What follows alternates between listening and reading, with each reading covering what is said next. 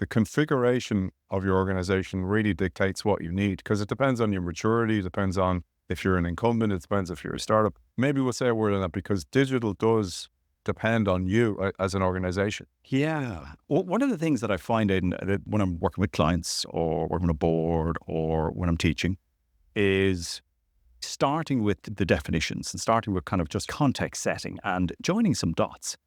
And in the book, we talk a little bit about this. What is digitization versus digitalization versus digital transformation? And there's a fourth one, a digital business. And they're all slightly different. So if I unpack them, digitization is when I take a small thing or a small moment and virtualize it.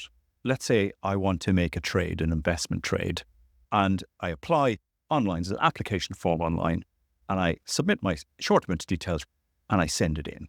That's digitization, as long as there's somebody on the receiving end hits print on your application form, and then they scurry around and they bring it back into a manual process. And then they're rekeying, or they're on the phone, or they're doing some kind of physical trade, or a multiple number of steps in the background.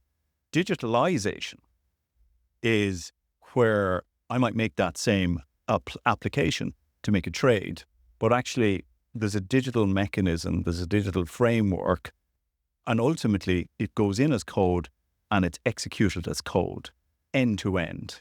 So digitalizing something is different than digitizing something. And often where organizations people start around this, they start digitizing. So they start digitizing that application form, or they digitize a touch point, or they digitize a moment in a process. When the process is digital end to end, then it's digitalization. And digital transformation is usually that step 1 and 2, digitizing things and then stitching digitized moments together to create digital end-to-end processes. And processes are really experiences.